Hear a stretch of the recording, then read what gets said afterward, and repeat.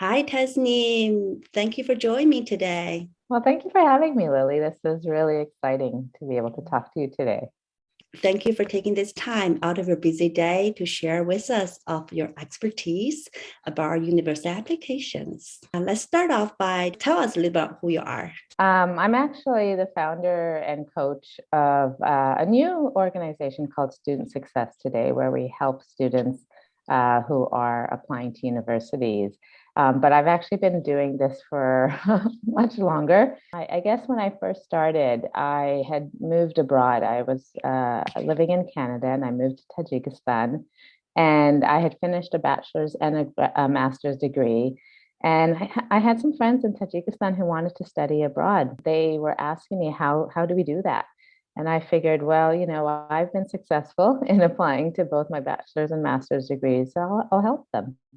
And so I started helping them just, as friends and kind of going through what they need to think about. At that time, we actually didn't even have the internet there, so it was much harder. I didn't know what happened because I moved back after 3.5 years. Mhm. And then, probably about 10 years later, I moved back to Tajikistan and met some of them. And they told me that they had gone to do their bachelor's degree, some had gone to do their master's degree, some had gone to do their PhD. And I remember one student actually telling me that she took or a handout that I had given her about how to write an essay when we were working on the essay part of the application. And she took it with her to school to help her write her own essay. She did a master's degree in social work at Columbia University. And I was like, oh, okay, this is really interesting. So then I started doing a lot more of this. From a personal standpoint, when I went to university, my first degree, I didn't really have a choice as to where I was going to go and what I was going to study. Mhm. And it showed up in how I performed. I really want to help students figure out what it is that they want to study. What are they interested in? So I started with, just working on the applications to working now with students in figuring out what they're interested in, what they want to study, and how to apply to the schools that are the right fit for them. So it's a 20 plus years in the making. Thank you for sharing that. Certainly, you put so much energy, effort, and passion into this. There's a lot more than just university applications. Of course, that's a big piece of it. But really starting to figure out who you are, what you're interested in, and what kind of like out there, and how you can building out the skills needed to be successful. I wonder if you may be able to share with us the biggest challenge of all this process. Yeah, I mean, there are quite a few challenges, but I think the most important thing students should really know about this application, and it's the biggest mistake they make, is universities are looking for students that they think can fit into their school. And so there are many components to that. One is, of course, your academics, your grades, the kind of courses you took, your academic interests. Mhm. But more and more, I'm feeling like that is only one very small component of the application process. The bigger component, and the one that I really focus on, is being personal, showing who you are outside of the academics. And so there are different ways and different applications that you can show that. And I'm not saying that you shouldn't try to have the best grades you can or do well in school. Definitely do well in school, do as well as you can, try your hardest. But the piece that is really, really key is, what do you do outside of school? What do you do outside of your courses? And so this application is really about being personal. Admissions committees want to know who they are, more than their grades. They can see on their transcripts what grades they have and what courses they've taken, but they want to know more. That's the key piece. And the biggest mistake is that students put forward their academics, talk about their academics. But what's really, really key is to talk about who you are as a person, what you're interested in, what activities you've been involved with, what are you passionate about, those kinds of things. So that's what I would say is the biggest one. Mhm. Thank you for sharing that. Showing who you are is such a big piece other than just academic, your grades. Yeah. So I wonder if you could maybe share a little bit more about what's the benefit to work with a mentor, a coach during this process? What are the support students could get from this process?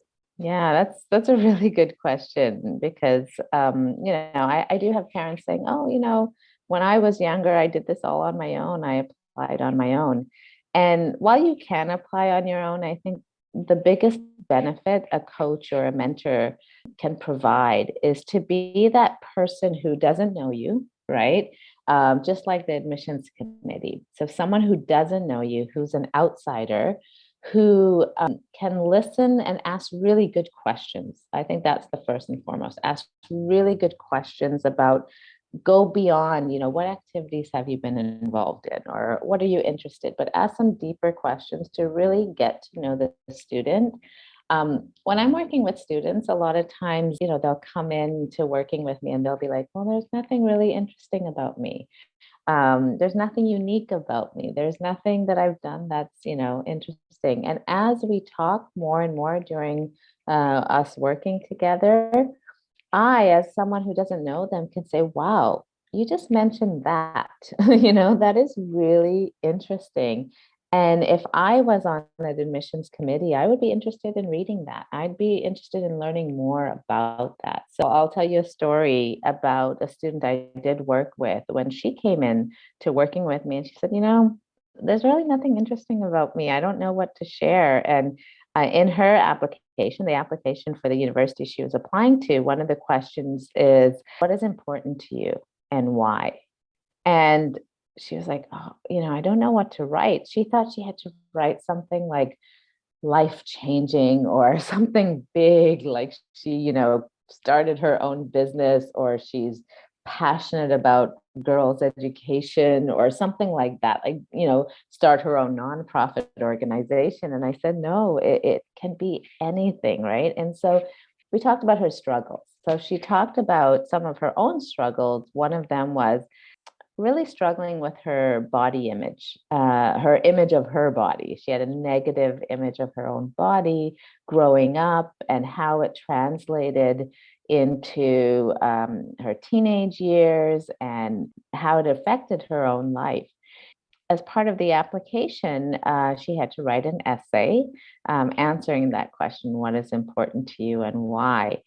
And her essay told the story. There was a school dance in grade 9, and she remembered having to buy a dress, and she was so anxious about buying a dress. And her mom was like, this dress looks beautiful on you, and she got it. She wore it only because her mom said that, but she spent the whole entire time at the dance looking at herself in the mirror, fidgeting with her, her outfit, and just being really anxious about how she looked in that dress. As we go through the essay, she starts then talking about in her English class, she's writing an essay. The topic is talk about a story that changed the world or something like that. And she decided, since herself as a young woman and a girl having negative body image, she would write about that. So she actually looked at the Disney princess movies, and she looked at how Disney princesses affect the way young girls look at their bodies. And most princesses, except a few, are thin, right, or skinny, long, beautiful hair, And so she's writing about that and how that has an impact on young girls. And then she ended the essay in her application talking about how she went dress shopping for her graduation dress and how that was such a different experience. So she shifted her mind, where before she would have thought if a dress didn't fit her, there was something wrong with her. Now, if a dress didn't fit her, she realized that there was something wrong with the dress, not her. And so what that essay showed, writing that, is what her struggles were It showed that she's passionate about this topic because she herself experienced it. So she's even writing about it now in her English class. She wants to now help young girls in her community feel better about themselves. And then also just at the end, how she has grown from this experience. If I read that as an admissions committee, I would look at that and say, okay, this is a very resilient young woman. This is someone who has struggled through something very personal and has come out of it very positively and now wants to help others with that. And so she wouldn't have written that if she didn't get outside help. Her mother would not have been able to help her with that. When you are a parent, we will always say the good things about our child and what they're doing, but our children are thinking that, oh, you're just my mother, you're saying this. I'm an outsider, I don't know her, and I'm able to say, this is really interesting. Also, having a mentor in those conversations was important because there were times when she was like, if I write about my struggles, does that show something negative about me? And we were able to say, well, if you only wrote about your struggles, but you didn't talk about how you learned from it and how you grew from it, then yes. But if you're talking about how you grew from it, this shows such a different part of you, and you're going to have a lot of struggles in university. So as a committee reading this, I would say, okay, if she could go through this, she can, experience other struggles and go through them in a positive way. So that's I think the benefit of having a mentor in this process is being that outside voice and saying, actually, no, this is really interesting. Thank you so much for sharing this beautiful, powerful story. I can see for sure this relationship building really, because you work so closely with that girl, with the students, then they started really open up a lot more to tell their stories. That becoming important piece of this whole process. Because this mentorship or coaching, this relationship building is so important. What kind of advice you're going to give to students in terms how do they select people they're going to work with to make a big impact in this process? So really, really good question, because there are a lot of coaches out there in the university application process, and we all have different styles, right? And so I think it's really important, first and foremost, that you feel comfortable with that person. So you do need to talk to them first, feel comfortable with them. And I think it's really important for students to pick a mentor or coach that will really see the student as someone who has a lot to offer. Someone, when I work with students, every student I work with, there's always something I know that they have within them to share. I also think it's important that the mentor or the coach that a student chooses really believes in that student, believes that they can achieve success, that they can put together a really strong application, like really believes in that student. I also think that a mentor or coach working with a student should be able to, I might talk to a student and think, oh, I think they'd go in this direction. This would be a really good direction for them to go into.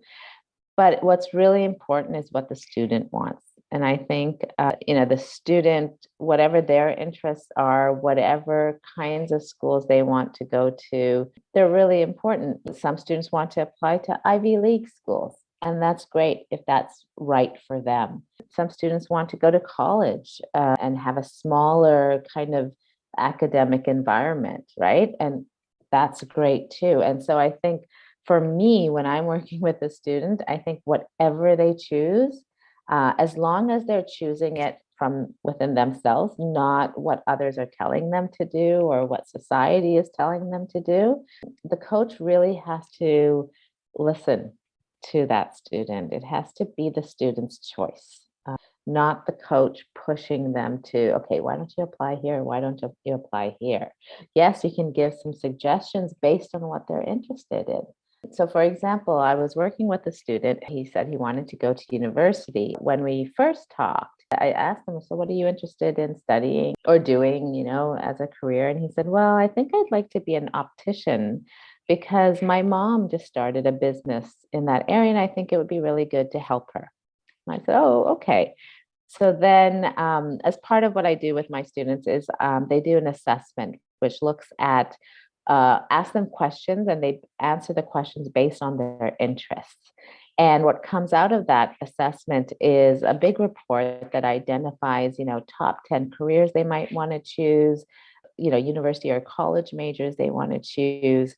And when we did this with the student, what came out at the top was not optician. What came out at the top was military, law enforcement or protected services, and like automotive kind of areas, like car fixing and maintenance and that kind of thing. And he looked at that and he was like, actually, yeah, those are the things I'm really interested in. And it's interesting, this came out because I've been thinking about, maybe enlisting in the military or becoming a police officer, or I love fixing my car, and that's what came out of it. And so I said, okay, well, in all of these areas, actually, you don't need to go to university to be really, successful in those areas. There are different programs, here in BC, like the Justice Institute of BC would have programs, or BCIT, British Columbia Institute for Technology, right? And so now he's not looking at university, he's looking at these other schools, because other thing that came out of this assessment was that the way he learns best is through hands-on learning. It's not sitting in lectures. And so I said, you need to find a program that allows you, I mean, you can't get away from lectures, but that allows you to also have a practical experience where you can take what you learn in school and practice it in the real world. And so if I was a different coach, I would have said, no, go to university. That's what you came here to talk to me about. Go to university, right? But that's not what's going to make him happy. And that's not what is going to make him successful in his life. And so I think picking a coach who will listen to you, who doesn't have an agenda that you need to do this, this, and this, but will first listen to you, see what you're interested in, what your learning styles are, and then help you figure out where to go from there. Thank you for sharing that. As a professional coach, really that's kind of coaching approach in that mentorship or advisorship, to really trust in the client, have the power, have the answer within them, as our role is kind of help them find that, finding like the power within them. For sure. And for students, not a lot of people ask them that. They're used to kind of being told what they need to do, what kind of assignment they need to do, what topic they need to write about. And so it is quite new. And so for some students, it takes a little bit longer. It takes some going deeper with them. But you're right. It's about the student really kind of showing what they're interested in. And that's really what got me started to work in this area, because I didn't have that opportunity when I first went to university. I kind of went into university and did what I was told to do, what I was expected to do. And I don't want that for students. I'm not saying that students need to know what it is that they want to do for the rest of their lives, for sure not. What I'm working with students is their next phase in their lives. What do they want to study? What are they interested in? Because university or college is an opportunity to explore those things, right? But yeah, first and foremost, it's really what is it that the student wants. So as you said, we all has been very lucky to be throughout the school system without getting those additional support I wish I had at the time. So if we could end our interview today, could you maybe share one big piece of advice you want to tell the students right now?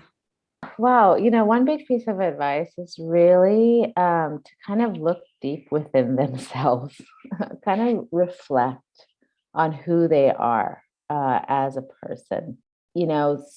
so much of the application process is about articulating who you are as a person and what lessons you've learned in your life so far. There are a few, maybe I would say, skills or a few characteristics universities and colleges are looking for. Things like being resilient, understanding who you are as a person, community service, doing some kind of community service work in whatever community that you belong to, being a problem solver, taking initiative.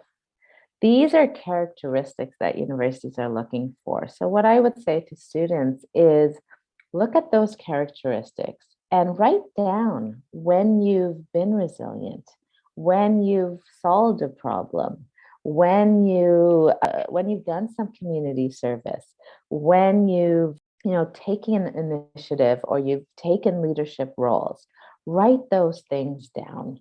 And it could be small things, big things, it could be structured, and even those small things are really, really important. So I'll maybe like end with an example of an essay that I read once. And this was probably an essay I read over, oh my goodness, I want to say maybe 12 years ago. And I still remember this after reading many hundreds of essays. There was a student who wanted to be an engineer. He wanted to study engineering. And in his essay, he wrote about how when he was younger, he would always break apart his mom's vacuum cleaner and put it together. And I still remember that. He didn't go to some fancy robotics class or, STEM class or anything like that. It was just something he did at home, and he did it. That was one example of breaking things apart and putting things together. And he told that story in the essay, and I still remember it because it got me thinking that, okay, this is what he's interested in.